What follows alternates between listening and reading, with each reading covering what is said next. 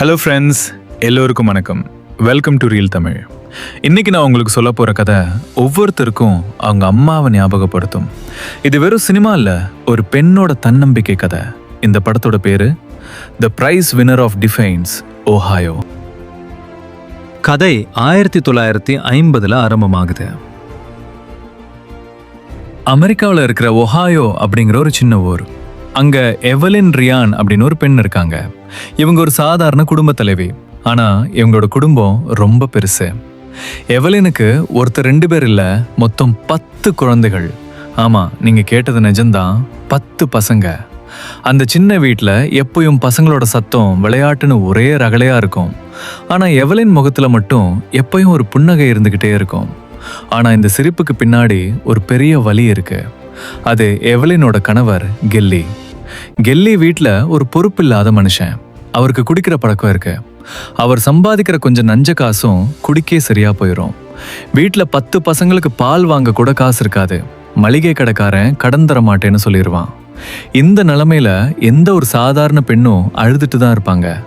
ஆனா நம்ம எவலின் அப்படி இல்லை. அந்த காலத்துல ஒரு விசித்திரமான விஷயம் பிரபலம். பெரிய பெரிய கம்பெனிகள் அவங்க பொருளை விற்கிறதுக்கு போட்டி வைப்பாங்க.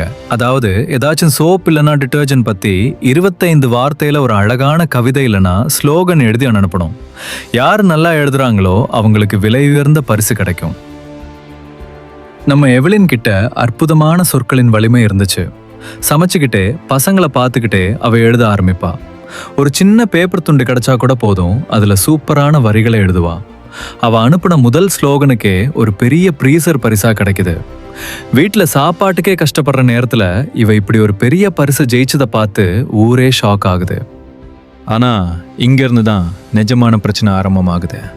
எவலின் ஜெயிக்கிற ஒவ்வொரு பரிசும் கெல்லிக்கு ஒரு அவமானமா தெரியுது. நான் ஒரு ஆணா இருந்து சம்பாதிக்க முடியாதத இவ வீட்டுல உட்காந்துட்டு ஜெயிக்கிறாளே அப்படிங்கிற பொறாம அவரை வாட்டுது. ஒரு தடவை எவலின் ஒரு டிவி போட்டியில பெரிய தொகையை ஜெயிக்கிறாங்க. அந்த சந்தோஷத்துல கணவருக்கு சர்ப்ரைஸ் கொடுக்கலான்னு போனா கெல்லி குடிச்சிட்டு வந்து அவங்கள திட்டுறாரு. அது மட்டும் இல்ல, அவ ஜெயிச்ச பதக்கங்களையும் ரொம்ப ஆசையா ஜெயிச்ச அந்த பிரிசரையும் உதைச்சு உடைச்சிடுறாரு. எவலின் கண்ணில் தண்ணி வருது. ஆனா அவ தோல்வியை ஒத்துக்கல. அவ பசங்க கிட்ட சொல்றா, பாருங்க பசங்களா, உங்க அப்பா கெட்டவர் இல்ல, அவரோட சூழ்நிலை அவரை இப்படி மாத்திடுச்சு அப்படின்னு. பாருங்க, ஒரு தாய் தன் பசங்களுக்கு அப்பா மேல தப்பான அபிப்பிராயம் வரக்கூடாதுன்னு எவ்வளோ பொறுமையா இருக்காங்கன்னு. இப்படியே நாட்கள் போகுது. எவலின் அடுத்தடுத்து வாஷிங் மிஷின், பிரிட்ஜ், ஏன் ஒரு ஸ்போர்ட்ஸ் கார் கூட ஜெயிக்கிறாங்க. ஆனா கெல்லி வாங்கின கடன் மட்டும் நாளுக்கு நாள் அதிகமாயிட்டே போகுது. ஒரு நாள் எவலினுக்கு ஒரு பெரிய ஷாக் கிடைக்குது. கெல்லி அவளுக்கு தெரியாம வீட்டு பத்திரத்தை அடமானம் வச்சு பேங்க்ல லோன் வாங்கியிருக்காரு. இப்போ பேங்க்ல இருந்து வந்து வீட்டை ஏலம் விட போறோம்னு சொல்றாங்க. 10 பசங்களை வச்சுட்டு ரோட்டுக்கு வர நிலைமை. கெல்லி என்ன பண்றதுன்னு தெரியாம சும்மா உட்கார்ந்துட்டு இருக்காரு. இந்த தடவை எவலினுக்கு ஏதாச்சும் ஒரு சின்ன போட்டி ஜெயிச்சா பத்தாது, அவளுக்கு தேவை ஒரு அதிசயம். அதே நேரத்துல டாக்டர் பெப்பர் அப்படிங்கிற கம்பெனி ஒரு பெரிய நேஷனல் லெவல் போட்டி வைக்கிறாங்க. அதுல ஜெயிச்சா $1000 பணம் கிடைக்கும். எவலின் பகல் ராத்திரியா உட்கார்ந்து அந்த போட்டிக்கு தேவையான வரிகளை எழுதுறாங்க. அந்த பேப்பரை அனுப்பிட்டு தினமும் போஸ்ட்மேன் வர்றதுக்காக காத்துட்டு இருக்காங்க. வீட்டை காலி பண்றதுக்கு இன்னும் 2 நாள் தான் பாக்கி இருக்கு. வீட்டுக்குள்ள பேங்க்காரங்க வந்து சாமான்களை கணக்கெடுக்கிறாங்க. அப்போதான் ஒரு அதிசயம் நடக்குது. போஸ்ட்மேன் வந்து ஒரு பெரிய கடிதம் கொடுக்குறாரு. எவலின் அந்த கடிதத்தை படிக்கிறாங்க. கண்ணுல ஆனந்த கண்ணீர். அந்த டாக்டர் பெப்பர் போட்டியில எவலின் ஃபர்ஸ்ட் பிரைஸ் ஜெயிச்சிருக்காங்க.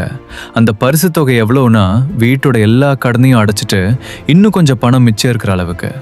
எவலின் தன் 10 பசங்களையும் தன் வீட்டையும் காப்பாத்திக்கிறாங்க. கதை இதோட முடியல ஃப்ரெண்ட்ஸ். படத்தோட கடைசியில எவலின் மகள் தன் அப்பா கெல்லி வச்சிருந்த பழைய டைரியை பார்க்குறாங்க. அதுல கெல்லி தினமும் எவலின் ஜெயிச்ச ஒவ்வொரு கவிதையும், அவ எழுதின ஒவ்வொரு வார்த்தையும் பெருமையா கட் பண்ணி சேமிச்சு வச்சிருக்காருன்னு தெரிய வருது. அதாவது கெல்லி வெளியில கோபத்தை காட்டினாலும் உள்ளுக்குள்ள தன் மனைவியோட திறமைய பார்த்து ரொம்ப பெருமைப்பட்டிருக்காரு. ஆனா அவரோட ஈகோ அதை வெளியில சொல்ல விடல. எவலின் தன் கடைசி மூச்சு இருக்கிற வரைக்கும் தோல்வியை ஒத்துக்கல. தன் திறமையாலேயே ஒரு சரித்திரத்தை படைக்கிறாங்க. ஃப்ரெண்ட்ஸ், உங்க அம்மாவும் உங்க வாழ்க்கையில இந்த மாதிரி எவ்வளவோ தியாகங்களை செஞ்சிருப்பாங்க இல்லையா? இந்த வீடியோ பிடிச்சிருந்தா உங்க அம்மாவுக்காக ஒரு லைக் போடுங்க. மறுபடியும் சந்திப்போம் இன்னொரு அழகான கதையோட. அது வரைக்கும் பார்த்துட்டு இருங்க ரியல் தமிழ். சப்ஸ்கிரைப் பண்ண மறந்துடாதீங்க. Take care.